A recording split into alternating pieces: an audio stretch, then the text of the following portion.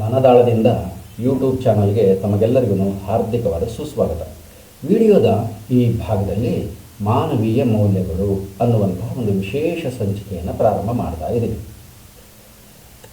ಸಾಮಾನ್ಯವಾಗಿ ಇತ್ತೀಚೆಗೆ ನಾವು ಎಲ್ಲ ಕಡೆಗೂ ಕೇಳ್ತಾ ಇರ್ತೀವಿ, ಮನೆ ಆಗಲಿ, ಸಮಾಜ ಆಗಲಿ, ಶಾಲೆ ಆಗಲಿ ಅಥವಾ ಎಲ್ಲಿಗಾದರೂ ಒಂದು ಕಚೇರಿಗೆ ಹೋದರೆ ಸಾಮಾನ್ಯವಾದ ಒಂದು ಮಾತು ಇದೆ. ಏನಪ್ಪ ಸಮಾಜ ಕೆಟ್ಟೋಗ್ಬಿಡ್ತು, ಕಾಲ ಕೆಟ್ಟೋಗ್ಬಿಡ್ತು, ಹಾಳಾಗೋಯ್ತು, ಜನಗಳೆಲ್ಲ ಹಾಳಾಗೋಗ್ಬಿಟ್ಟು, ಯಾರಲ್ಲೂ ನೀತಿ ಇಲ್ಲ, ನಿಯತ್ತಿಲ್ಲ, ರೀತಿ ರಿವಾಜಿಲ್ಲ, ಎಲ್ಲೋದ್ರೂ ಭ್ರಷ್ಟಾಚಾರ, ಲಂಚ, ರಿಶ್ವತ್ತು, ಬರೀ ಹಿಂಗೆ ಆಗೋಗ್ಬಿಟ್ಟದಲ್ಲ, ಏನು ಸಮಾಜ ಇದು, ಇದಕ್ಕೆಲ್ಲ ಏನು ಕಾರಣ, ಯಾರ ಕಾರಣ ಅಂತ ಕೇಳಿದರೆ ಎಲ್ಲರೂ ಹೇಳೋದು ಯಾವ ಕಡೆಗೆ? ಶಿಕ್ಷಣದ ಕಡೆಗೆ ತೋರಿಸ್ತಾರೆ. ನಮಗೆ ಸ್ಕೂಲಲ್ಲಿ ಕೊಡ್ತಕ್ಕಂತಹ ಶಿಕ್ಷಣ ಸರಿಯಾಗಿಲ್ಲ ಅಂತ. ಅದು ಯಾರೇ ಮಾಡಿದ ಪಾಪ ಆಗಿರಲಿ, ಅದನ್ನು ಶಿಕ್ಷಣದ ಮೇಲೆ ಹಾಕಿ ತಾವು ನೆಮ್ಮದಿಯ ಉಸಿರಾಟ ಪ್ರಾರಂಭ ಮಾಡ್ಕೊಂಡ್ಬಿಡ್ತಾರೆ. ಒಬ್ಬರ ಮೇಲೆ ಹಾಕಿದ್ರೆ ಆಯ್ತಲ್ಲ ಭಾರನ, ತಮ್ಮ ತಲೆ ಮೇಲಿರೋ ಭಾರ ಹಗರಾಗುತ್ತೆ. ಅದೇನೇ ಇರಲಿ, ಹಾಗೆ ಭಾರ ಹಾಕಿದರೂ ಕೂಡ ಶಿಕ್ಷಣ ಕ್ಷೇತ್ರ ಅದನ್ನು ಹೊರೋದಕ್ಕೆ ತಯಾರಾಗಿದೆ. ಶಿಕ್ಷಣ ಕ್ಷೇತ್ರ ಅದನ್ನು ಹೊರುತ್ತೆ. ಅದಕ್ಕಾಗಿ ನಾವೇನು ಮಾಡಬೇಕು, ನಮ್ಮ ಶಿಕ್ಷಣ ವ್ಯವಸ್ಥೆಯನ್ನು ಸುಧಾರಿಸಬೇಕು ಅನ್ನೋಂಥ ನಿಟ್ಟಲ್ಲಿ ಈಗಾಗಲೇ DSCRT ನಮಗೆ ಹೇಳಿದೆ. 84 ಮಾನವೀಯ ಮೌಲ್ಯಗಳಿದ್ದಾವೆ. ಅವುಗಳನ್ನೆಲ್ಲ ಪಠ್ಯಪುಸ್ತಕದಲ್ಲಿ ಪಾಠಗಳಲ್ಲಿ ಅಳವಡಿಸಿಬಿಟ್ಟಿದ್ದೀವಿ. Incorporated in the textual lessons ಅಂತ. ಅವುಗಳನ್ನು ಪಾಠ ಮಾಡುವಂತಹ ಶಿಕ್ಷಕರು ಅದರಲ್ಲಿಂದ ಹೆಕ್ಕಿ ತೆಗೆದು ಅದನ್ನು ಹೇಳುವಂತಹ ವ್ಯವಸ್ಥೆ ಮಾಡ್ಕೋಬೇಕು ಅಂತ. ಇದನ್ನು DSCRT ಅವರು ಮಾಡ್ಬೋದು, ಡಯಟ್ನವರು ಮಾಡ್ಬೋದು, BRC ಅಂತ ಏನು ನಾವು ಕರಿತೀವಿ, ಬ್ಲಾಕ್ ರಿಸೋರ್ಸ್ ಸೆಂಟರ್ ಅಂತ, ಅವರು ಮಾಡಬಹುದು. ಎಲ್ಲರೂ ಮಾಡೋದಕ್ಕೆ ಚಾನ್ಸಸ್ ಇದೆ. ಎಲ್ಲರೂ ತೆಗೆದು ಶಿಕ್ಷಕರ ಮೇಲೆ ಹಾಕ್ತಾರೆ. ಶಿಕ್ಷಕರ ಆ ಹೊಣೆಯನ್ನು ಹೊರಬೇಕಾಗುತ್ತೆ. ಯಾಕೆಂತಂದರೆ ಯಾರ ಕೈಲೂ ಆಗಲ್ಲ ಅಂತ ಬಿಟ್ಟರೆ ಶಿಕ್ಷಕ ಮಾತ್ರ ಅದನ್ನು ಬಿಡೋ ಹಾಗಿಲ್ಲ, ಹೊರತಾನೆ ಶಿಕ್ಷಕನ ಕೈಲಿ ಆಗುತ್ತೆ. ಮೊದಲು ಆ ಮಾನವೀಯ ಮೌಲ್ಯಗಳು ಅಂತ ಹೇಳ್ತಾರಲ್ಲ, ಯಾವುವು ಆ ಮಾನವೀಯ ಮೌಲ್ಯಗಳು ಅನ್ನೋದನ್ನು ನೋಡ್ತಾ ಹೋಗೋಣ. ಮೊದಲನೇದಾಗಿ ಅದರಲ್ಲಿ ಸಭ್ಯತೆ, ಸಮಯ ಪಾಲನೆ, ಸಮಯದ ಸದುಪಯೋಗ, ಸಮರಸ ಜೀವನ, ಸರ್ವರಹಿತ, ಸಾರ್ವತ್ರಿಕ ಗುರಿ, ಸಮಾನತೆ, ಸಂಯಮ, ಸಮಾಜ ಸೇವೆ, ಸಾಮಾಜಿಕ ನ್ಯಾಯ ಪಾಲನೆ, ಸಾಮಾಜಿಕ ಹೊಣೆಗಾರಿಕೆ, ಸಂತೃಪ್ತಿ ಇರಬೇಕು.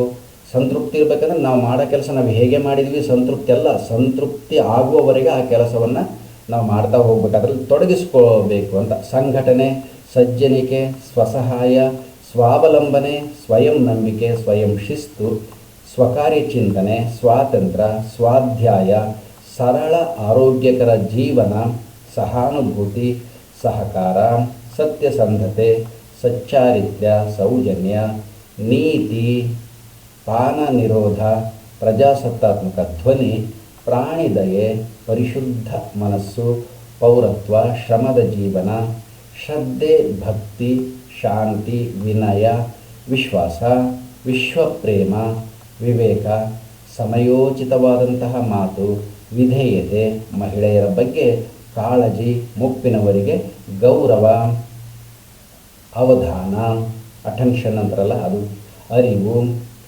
ಅಕುಟಿಲತೆ ಅಂದರೆ ಕುಟಿಲತೆ ಇಲ್ಲದೆ ಇರೋದು, ಆತ್ಮ ಸಂಯಮ, ಆತ್ಮವಿಶ್ವಾಸ, ಆತ್ಮಚಿಂತನೆ, ಆದರ, ಜ್ಞಾನದಾಹ, ಜಾಗತಿಕ ಸತ್ಯ, ಜಾತ್ಯತೀತತೆ, ಇತರರ ಸಂಸ್ಕೃತಿಯನ್ನು ಗೌರವಿಸುವುದು, ರಾಷ್ಟ್ರ ರಕ್ಷಣೆ, ರಾಷ್ಟ್ರೀಯ ಭಾವೈಕ್ಯತೆ ಅತ್ಯಂತ ಪ್ರಮುಖವಾದಲ್ವ, ಉತ್ಸಾಹ, ಒಳ್ಳೆಯ ನಡತೆ, ಒಳಿತು ಕೆಡುಕಿನ ವಿವೇಚನೆ, ಕಾಳಜಿ, ಕಾರ್ಯದಕ್ಷತೆ, ಕುತೂಹಲ, ಕೃತಜ್ಞತೆ, ಕರುಣೆ, ಮಮತೆ, ಮುಂಧೋರಣೆ, ವ್ಯಕ್ತಿ ಗೌರವ, ಪ್ರಕೃತಿ ರಕ್ಷಣೆ, ಮೌಲ್ಯಯುತ ನಡವಳಿಕೆ, ವೈಜ್ಞಾನಿಕ ಮನೋಭಾವನೆ, ಚಿಕಿತ್ಸಕ ಗುಣ, ಅಸ್ಪೃಶ್ಯತೆಯ ನಾಶ, ಅನುಕಂಪ, ಅಹಿಂಸೆ, ಕರ್ತವ್ಯ, ಗುಂಪಿನ ಅಭಿಮಾನ, ಗುಂಪು ಕೆಲಸ ಅಂದರೆ ಟೀಮ್ ಸ್ಪಿರಿಟು, ಟೀಮ್ ವರ್ಕ್, ಗೆಳೆತನ, ತಾಳ್ಮೆ, ದಯೆ, ದೇಶಪ್ರೇಮ, ಧೈರ್ಯ, ಇತರರನ್ನು ತನ್ನಂತೆಯೇ ಭಾವಿಸೋದು, ಇವಿಷ್ಟು 84 ಮಾನವೀಯ ಮೌಲ್ಯಗಳನ್ನು ಪಠ್ಯದ ಪಾಠಗಳಲ್ಲಿ ಅಳವಡಿಸಿದ್ದೀವಿ ಅಂತ ಹೇಳ್ತಾರೆ. ಇವುಗಳನ್ನೆಲ್ಲ ನಾವು ಒಂದು ಸಾರಿ ಕನ್ಸಾಲಿಡೇಟೆಡ್ ಮಾಡಿ ನೋಡೋದಾದರೆ ಈ ರೀತಿ ನಮಗೆ 84 ಮೌಲ್ಯಗಳ ಒಂದು ಲಿಸ್ಟ್ ಸಿಗುತ್ತೆ. ಈ 84 ಮೌಲ್ಯಗಳು ನಮ್ಮ ಪಠ್ಯಪುಸ್ತಕದ ಪಾಠಗಳಲ್ಲಿ ಹೇಗೆ ಕಾಫಿಯಲ್ಲಿ ಸಕ್ಕರೆ, ಟೀ ಪೌಡ್ರು ಹೇಗೆ ಒಂದಕ್ಕೊಂದು ಹಾಲು ಎಲ್ಲ ಬೆರೆತುಕೊಂಡು ಮಿಶ್ರ ಆಗಿ ಹೋಗಿದ್ದಾವೆ ಹಾಗೆ ಪಾಠ ಆಗಿದೆ. ನಾವು ಜನರಲ್ಲಾಗಿ ಹೇಳ್ತೀವಲ್ಲ, ಕಬ್ಬಿನಲ್ಲಿ ಸಕ್ಕರೆ ಇರೋ ತರಹ, ಜೇನಿನಲ್ಲಿ ಸಿಹಿ ಇರೋ ತರಹ ಅಂತ. ಹಾಗೆ ಪಾಠದಲ್ಲಿ ಇವೆಲ್ಲವೂ ಇದ್ದಾವೆ. ಅವನ್ನು ಹೆಕ್ಕಿ ತಗೋಬೇಕು, ನಮ್ಮದೇ ಕರ್ತವ್ಯ. ಇದಕ್ಕೆ ಒಂದು ಜನರಲ್ ಆಗಿ ಈ ಮಾನವೀಯ ಮೌಲ್ಯಗಳು ಏನಿದಾವಲ್ಲ, ಈ ಮಾನವೀಯ ಮೌಲ್ಯಗಳು ನಮ್ಮಲ್ಲಿ ಹೇಗೆ ಉಂಟಾಗ್ತವೆ, ನಾವು ಅದಕ್ಕೆ ಏನು ಮಾಡಬೇಕು ಅನ್ನೋದಕ್ಕೆ ಒಂದು ಸಿಂಪಲ್ ಆಗಿರೋಂಥ ಒಂದು ಜನರಲ್ ಓವರಾಲ್ ಕನ್ಸಿಡರೇಟ್ ಮಾಡಿದರೆ ಒಂದು ಕಥೆಯನ್ನು ತಮ್ಮ ಮುಂದೆ ಹೇಳ್ತಾ ಹೋಗ್ತೀವಿ. ತುಂಬ ಚೆನ್ನಾಗಿದೆ ಅನಿಸುತ್ತೆ ಕತೆ. ಒಂದು ಊರಿರುತ್ತೆ, ಅಲ್ಲಿ ವಿದ್ಯುತ್ ಗಾಮಿನಿ ಅನ್ನೋಂತಹ ಒಬ್ಬ ಹೆಣ್ಣುಮಗಳಿರ್ತಾಳೆ. ಕಳ್ಳತನ ಮಾಡಿ ತಪ್ಪಿಸ್ಕೊಂಡು ಓಡೋಗೋದ್ರಲ್ಲಿ ಬಹಳ ಚಾಣಾಕ್ಷಮತಿ. ಇನ್ನೊಂದು ಯಾವುದೋ ಊರಲ್ಲಿ ವಿರಾಟದಸ್ಯು ಅನ್ನೋಂಥ ಇನ್ನೊಬ್ಬ ಕಳ್ಳ ಇರ್ತಾನೆ. ಅವನು ಮಹಾಬಲಶಾಲಿ, 10 ಜನ ಬಂದ್ರೂ ಒಡೆದಾಕಿ ಮುಂದೆ ಓಡೋಂತಹ ಒಬ್ಬ ವ್ಯಕ್ತಿ. ಸರಿ, ಇಬ್ಬರದು ಉದ್ಯೋಗ ಕಳ್ಳತನ ಮಾಡೋದೆ. ಹಾಗೂ ಹೀಗೂ ಏನೇನೋ ಸಣ್ಣ ಪುಟ್ಟ ಕಳ್ಳತನ ಮಾಡ್ಕೊಂಡು ಬದುಕ್ತಾ ಇರ್ತಾರೆ. ಒಂದು ಸಲ ಅಚಾನಕ್ಕಾಗಿ ಇಬ್ಬರು ಒಂದೇ ಕಡೆ ಕಳ್ಳತನಕ್ಕೆ ಬಂದ್ಬಿಡ್ತಾರೆ. ಕಾಲ ಮೂಲ ಕೂಡಿ ಬಂತು ಅಂತ ಹೇಳ್ತಾರಲ್ಲ ಹಾಗೆ. ಒಂದು ಮನೆಗೆ ಕಳ್ಳತನ ಮಾಡೋದಕ್ಕೆ ಇಬ್ಬರು ಬರ್ತಾರೆ. ಆ ಮನೆ ಅನಾಥವಾದ ಮನೆ, ಅಲ್ಲಿ ಯಾರೂ ಇಲ್ಲ, ಮನೆಗೆ ಯಾರೂ ಇಲ್ಲ, ಎಲ್ಲೋ ಓಡೋಗಿಬಿಟ್ಟಿದ್ದಾರೆ, ನಾವು ಬಿಟ್ಟು ಎಲ್ಲಿಗೋ ಹೋಗಿರ್ಬೋದು, ಅಥವಾ ಆ ಮನೆಯಲ್ಲಿ ಯಾರೂ ಇಲ್ಲದ ಹಾಗೆ ಸತ್ತೋಗಿನೂ ಇರ್ಬೋದು. ಒಟ್ಟು ಆ ಮನೆ ಖಾಲಿ. ಆ ಮನೆ ಕಳ್ಳತನಕ್ಕೆ ಬಂದಾಗ ಇಬ್ಬರು ಪರಸ್ಪರರನ್ನು ನೋಡ್ತಾರೆ. ಇಬ್ಬರಿಗೂ ಗೊತ್ತಾಗ್ಬಿಡುತ್ತೆ ಕಳ್ಳತನಕ್ಕೆ ಬಂದಿದ್ದಾರೋ, ಇವನು ಕಳ್ಳತನಕ್ಕೆ ಬಂದಿದ್ದಾನಂತ ಅವಳು ಕಳ್ಳತನಕ್ಕೆ ಬಂದಿದ್ದಾಳೆ ಅಂತ ಇವನಿಗೆ. ಸರಿ, ಇಬ್ಬರು ನೋಡ್ತಾರೆ. ಇಬ್ಬರು ಪರಸ್ಪರ ಅರ್ಥ ಮಾಡ್ಕೊಳ್ಳೋದಕ್ಕೆ ಪ್ರಯತ್ನ ಪಡ್ತಾರೆ. ಯಾರು ಹೊಡೆಯೋದು, ಎಲ್ಲಿ ತಪ್ಪಿಸ್ಕೊಂಡು ಹೋಗೋದು, ಹೇಗೆ ಅಂತ. ಆದರೆ ಇಬ್ಬರು ಮನಸ್ಸಲ್ಲಿ ಏನೋ ಒಂದು ಭಾವನೆಯ ತಳಮಳ ಹೊಯ್ದಾಟ ಶುರುವಾಗುತ್ತೆ. ಮನಸ್ಸುಗಳು ಪರಸ್ಪರ ಆಕರ್ಷಿತವಾಗ್ತವೆ, ಕಣ್ಣುಗಳು ಹಾಗೆ ಪರಿಚಯ ಆಗುತ್ತೆ. ಇಬ್ಬರು ಕಳ್ಳರಲ್ವಾ, ಇಬ್ಬರು ಕಳ್ಳರು, ನಾವ್ಯಾಕೆ ಸುಮ್ಮನೆ ಕಿತ್ತಾಡಬೇಕು ಅಂತೇಳಿ ಒಂದು ಒಪ್ಪಂದಕ್ಕೆ ಬರ್ತಾರೆ. ನಾವಿಬ್ಬರು ಸೇರ್ಕೊಂಡು ಕಳ್ಳತನ ಮಾಡಿಬಿಡೋಣ ಅಂತ ಹೇಳಿ ನಾವಿಬ್ಬರು ಮದುವೆ ಮಾಡ್ಕೊಂಬಿಡೋಣ ಅಂತ ಒಂದು ತೀರ್ಮಾನಕ್ಕೆ ಬರ್ತಾರೆ. ಹೇಗೂ ಒಂದೇ ಕುಲ, ಒಂದೇ ಗೋತ್ರ, ಜಾತಕ ಕೂಡಿ ಬಂದಂಗೆ ಆಯ್ತು. ಇಬ್ಬರಿಗೂ ಸೇರಿ ಒಪ್ಕೊಂಡ್ಬಿಡ್ತಾರೆ. ಇಬ್ಬರಿಗೂ ಮನಸ್ಸಾಗುತ್ತೆ. ಇಬ್ಬರು ಪರಸ್ಪರ ಆಕರ್ಷಿತರಾಗಿರ್ತಾರಲ್ಲ, ಕಳ್ಳತನ ಮಾಡಿಬಿಡೋಣ, ಕಳ್ಳತನ ಮಾಡಿದ್ನ ತಗೊಂಡೋಗ್ಬಿಡೋಣ, ನಾವಿಬ್ಬರು ಮದುವೆ ಆಗಿ ನೆಮ್ಮದಿಯಾಗಿ ಇದ್ದು ಬಿಡೋಣ ಅಂತ ಹೇಳಿ ಮತ್ತೆ ತೀರ್ಮಾನ ಮಾಡ್ಕೊಳ್ತಾರೆ. ಇದು ಸಾಕು, ಈ ಮನೆಗೆ ಸಿಕ್ಕಂಥ ಸಂಪತ್ತೇನಿದೆ, ಈ ದುಡ್ಡು, ಬೆಳ್ಳಿ, ಬಂಗಾರ, ವಸ್ತ್ರ ಇವೆಲ್ಲ ಏನಿದ್ದಾವೆ ನಮ್ಮ ಸಾಕು ಜೀವನಕ್ಕೆ, ಇನ್ಮೇಲೆ ಕಳ್ಳತನ ಕ್ಲೋಸ್ ಅಂತ ಇಬ್ಬರು ತೀರ್ಮಾನ ಮಾಡ್ತಾರೆ. ಏನೋ ಒಂದು ಹಳ್ಳಿಯಲ್ಲಿ ಅಥವಾ ಸಿಟಿಯಲ್ಲಿ ಎಲ್ಲೋ ಒಂದು ಇಷ್ಟ ಬಂದ ಕಡೆ ಒಂದಿಷ್ಟು ವ್ಯಾಪಾರ ಮಾಡ್ಕೊಂಡು ತಿದ್ದು ಬಿಡೋಣ ಅಂತ ತೀರ್ಮಾನ ಮಾಡ್ಕೊಳ್ತಾರೆ. ಇಬ್ಬರಿಗೂ ಒಪ್ಪಿಗೆ ಆಗುತ್ತದೆ. ಆ ರೀತಿ ಒಪ್ಪಂದ. ಸರಿ, ಮನೆಗೆ ಹೋಗ್ಬಿಡ್ತಾರೆ. ಒಂದಷ್ಟು ದಿವಸ ಸುಖವಾಗಿ ಸಂಸಾರ ಮಾಡ್ತಾರೆ. ಅವ್ರಿಗೊಬ್ಬ ಮಗ ಹುಟ್ಟುತ್ತಾನೆ. ಆ ಮಗ ಹೆಸರು ಇಡಬೇಕಲ್ಲ, ಇಬ್ಬರು ಯೋಚನೆ ಮಾಡ್ತಾರೆ.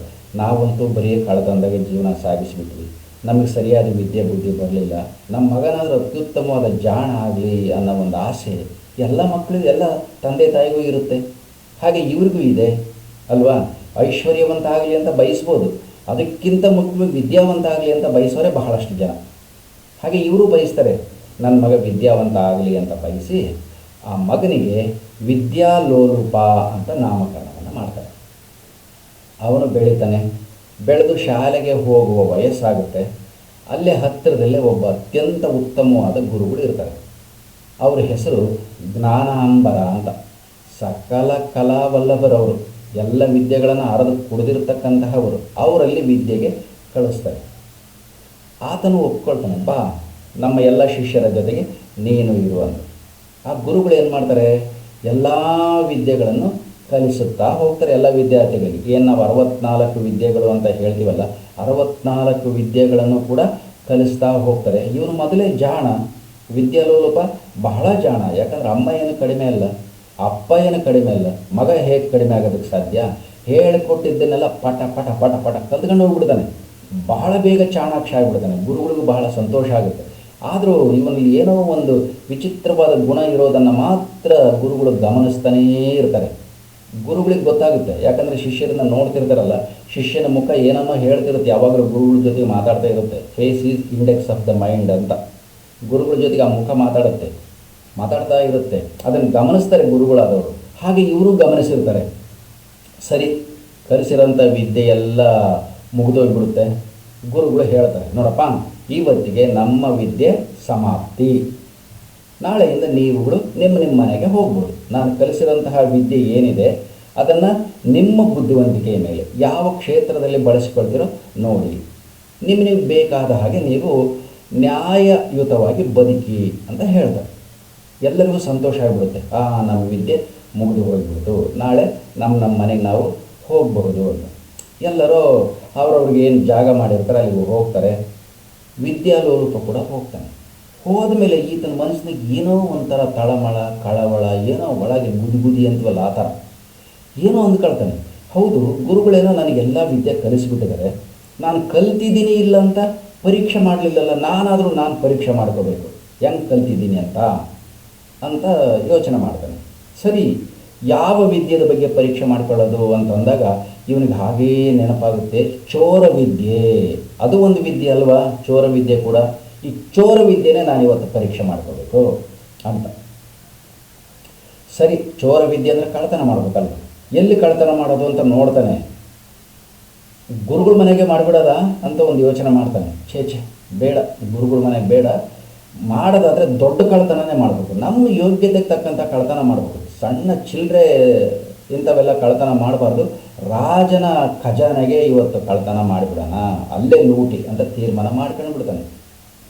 ಸರಿ, ತೀರ್ಮಾನ ಆಗಿ ಹೋಗಿತ್ತಲ್ಲ, ಇನ್ನೇನು ಅಲ್ಲಿಗೆ ಹೋಗಬೇಕು, ಹೊರಟೇ ಬಿಟ್ಟ. ಆ ರಾಜ್ಯದ ರಾಜ ವ್ಯಾಘ್ರಬಾಹು ಅಂತ ಮಹಾಪರಾಕ್ರಮಿ. ಅರಮನೆ ಅಂದರೆ ಸುಮ್ಮನೆನಾ, ಬೇಕಾದಷ್ಟು ಸೈನಿಕರು. ಆದರೂ ಇವನಿಗೆ ಗೊತ್ತಿರೋಂತಹ ವಿದ್ಯೆಯನ್ನು ಬಳಸಿಬಿಟ್ಟು ಬಹಳ ಚಾಣಾಕ್ಷತನದಿಂದ ಎಲ್ಲರನ್ನೂ ಕಣ್ಣು ತಪ್ಪಿಸಿ ಅರಮನೆಯ ಭಂಡಾರಕ್ಕೆ ಹೋಗಿಬಿಡ್ತಾನೆ, ಖಜಾನೆಗೆ ಹೋಗಿಬಿಡ್ತಾನೆ.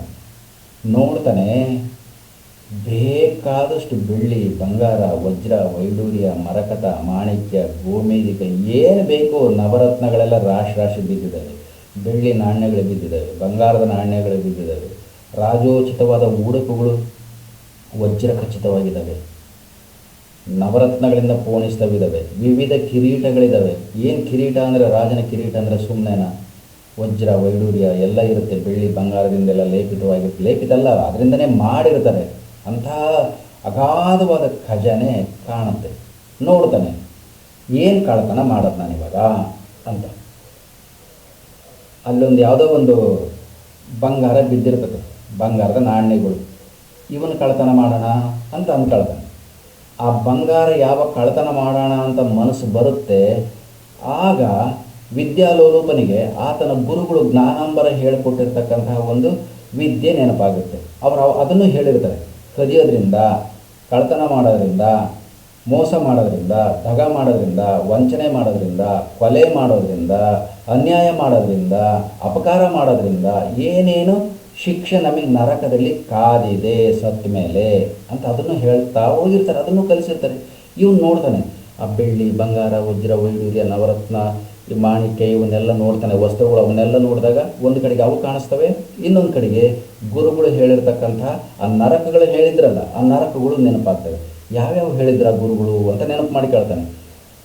ತಾಮಿಸ್ರ, ಅಂಧತಾಮಿಸ್ರ, ರೌರವ, ಮಹಾರೌರವ, ಕುಂಭೀಪಾಕ, ಕಾಲಸೂತ್ರ, ಅಸಿಪತ್ರವನ, ಶೂಕರಮುಖ, ಅಂಧಕೂಪ, ಕೃಮಿಭೋಜನ, ಸಂದಂಶ, ತಪ್ತಸೂರ್ಮಿ, ವಜ್ರಕಂಟಕ ಶಾಲ್ಮಲಿ, ವೈತರಣಿ, ಪಯೋಧ, ಪ್ರಾಣರೋಧ, ವಿಷಸನ, ಲಾಲಾಭಕ್ಷ, ಸಾರಮೇಯಾದನ, ಅವೀಚಿ, ಆಯಃಪಾನ, ಕ್ಷಾರಕರ್ದಮ, ರಕ್ಷೋಗಣ ಭೋಜನ, ಶೂಲಪ್ರೋತ, ದಂಡಶೂಕ, ಅವಟ ನಿರೋಧನ, ಅಪರ್ಯಾವರ್ತನ, ಸೂಚಿ ಮುಖ, ಈ ತರಹ 28 ನರಕಗಳನ್ನು ಹೇಳಿರ್ತಾರೆ. ಆತನಿಗೆಲ್ಲವೂ ನೆನಪಾಗ್ತಾ ಹೋಗ್ತವೆ. ಒಂದು ಮುಟ್ಟಕ್ಕೆ ಹೋದರೆ ಅಯ್ಯೋ ಇದನ್ನು ಮುಟ್ಟಿದ್ರೆ ಇಂಥ ನರಕ, ಇದನ್ನು ಮುಟ್ಟಿದ್ರೆ ಇಂಥ ನರಕ. ಅದ್ರಾಗೆ ಭಾಳ ಡೇಂಜರಸ್ ನರಕಗಳು ಕೆಲವು ಇದಾವಂತೆ, ಅವು ನೆನಪಾಗ್ತವೆ. ರೌರವ, ಕುಂಭೀಪಾಕ, ಕಾಲಸೂತ್ರ, ವೈತರಣಿ, ಅವೀಚಿ ಅನ್ನೋಂಥವು ಬಹಳ ಡೇಂಜರಸ್ ಅಂತೆ. ಇಂಥ ನರಕಗಳು ಇದಾವೆ. ಅಯ್ಯೋ ಈ ನರಕಗಳು ಇಲ್ಲೇ ಬಿದ್ದಿದ್ದಾವಲ್ಲಪ್ಪ ಅಂತ ಅಂದ್ಕೊಳ್ತಾನೆ. ನರಕಗಳು ಅಲ್ಲಿಲ್ಲ, ಇಲ್ಲೇ ಬಿದ್ದಿದ್ದಾವೆ, ಇವನು ತಗೊಂಡ್ರೆ ಸಾಕು, ನಾನು ಮುಂದೆ ಸತ್ತ ಮೇಲೆ ನರಕಕ್ಕೆ ಹೋಗ್ಬಿಡ್ತೀನಿ, ಯಾವನಿಗೆ ಬೇಕಾಗೈತೆ ನರಕಕ್ಕೆ ಹೋಗೋದು ಅಂತ ಯೋಚನೆ ಮಾಡ್ತಾನೆ. ಇದೇ ಅಲ್ವ ವಿದ್ಯೆಯ ಪ್ರಭಾವ. ಯೋಚನೆ ಮಾಡಿದಾಗ ಅಂದ್ಕೊಳ್ತಾನೆ, ನಾನು ಕಳ್ತನ ಮಾಡೋದಂತೂ ನಿಜ, ಮಾಡಲೇಬೇಕು. ಆದರೆ ಏನನ್ನು ಕಳ್ತನ ಮಾಡಬೇಕು ಅದು ಮಾತ್ರ ಇವಾಗ ಫಿಕ್ಸ್ ಆಗಬೇಕು.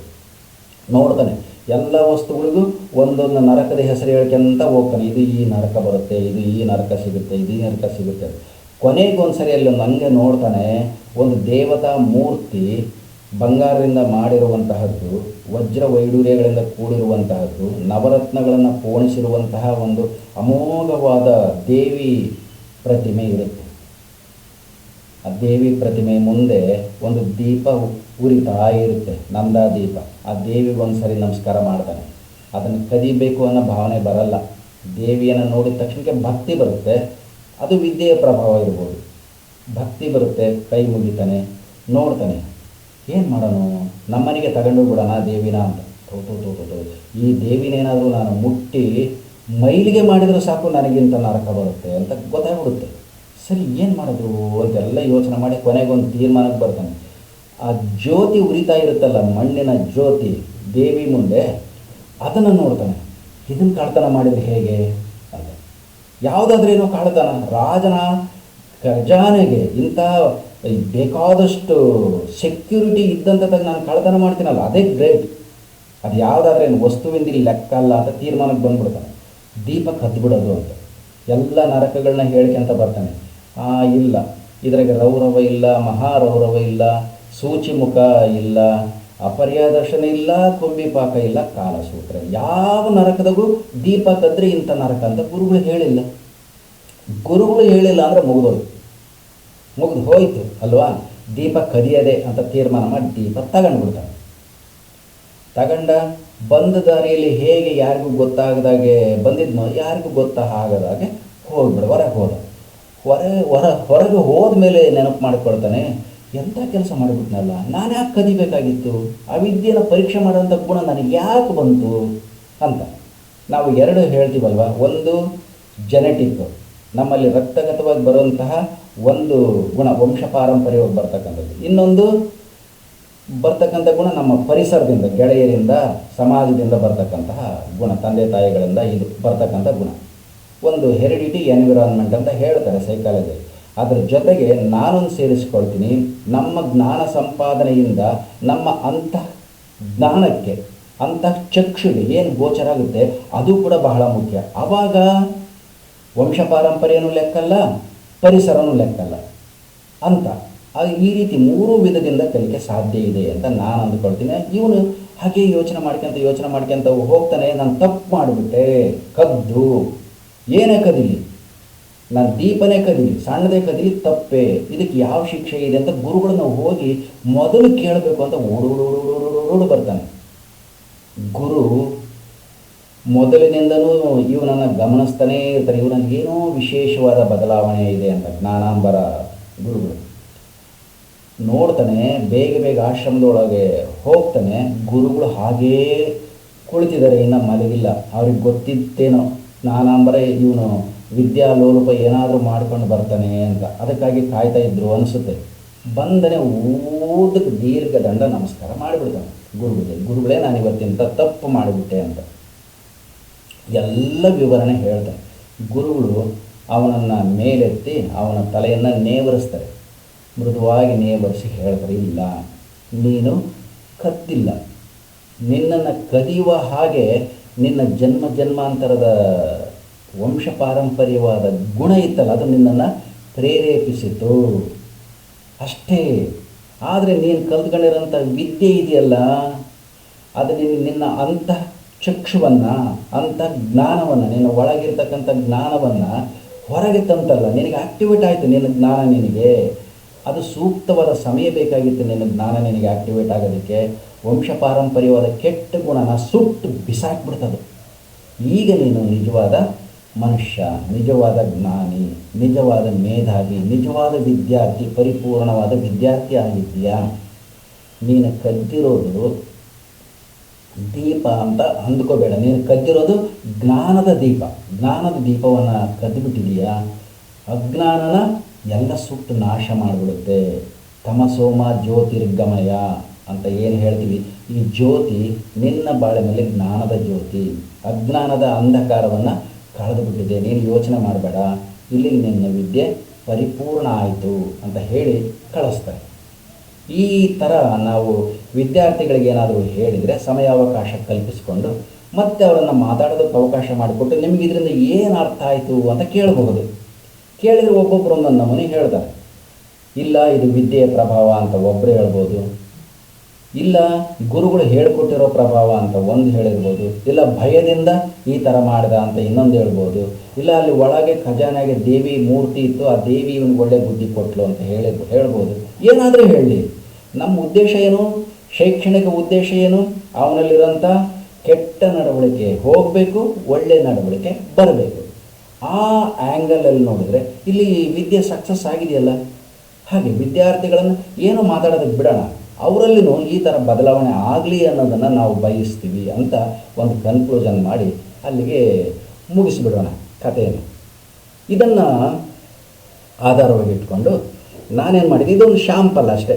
ಮುಂದಿನ ಭಾಗದಲ್ಲಿ, ಮುಂದಿನ ವಿಡಿಯೋದಲ್ಲಿ ನಾನೇನು ಮಾಡ್ತೀನಿ, ಅದರಲ್ಲಿ ಆ ಸಂಚಿಕೆಯಲ್ಲಿ ಸಭ್ಯತೆ, ಈಗ ನಾವು 84 ಹ್ಯೂಮನ್ ವ್ಯಾಲ್ಯೂಸ್ ಅಂತ ಏನು ಕಲೆಕ್ಟ್ ಮಾಡಿದ್ದೀವಿ, ಅದರಲ್ಲಿ ಸಭ್ಯತೆ ಅನ್ನೋದು ಒಂದು ಮೊದಲನೇ ವ್ಯಾಲ್ಯೂ ಇದೆ, ಮೊದಲನೇ ಮಾನವೀಯ ಮೌಲ್ಯ ಅಥವಾ ಸಾಮಾಜಿಕ ಮೌಲ್ಯ ಇದೆ. ಅದನ್ನು ಕುರಿತಾಗಿ ಮುಂದಿನ ಸಂಚಿಕೆಯಲ್ಲಿ ಮಾತಾಡೋಣ ಅಂತ ಅಂದ್ಕೊಂಡಿದ್ದೀನಿ. ಕಥೆ ಅಥವಾ ಈ ವಿಷಯ ವಿಡಿಯೋ ನಿಮಗೆ ಇಷ್ಟ ಆದರೆ ದಯಮಾಡಿ ಸಬ್ಸ್ಕ್ರೈಬ್ ಮಾಡಿ, ಶೇರ್ ಮಾಡಿ, ಕಾಮೆಂಟ್ ಮಾಡಿ, ಲೈಕ್ ಮಾಡಿ. ಎಲ್ಲರಿಗೂ ನಮಸ್ತೆ ಸರ್.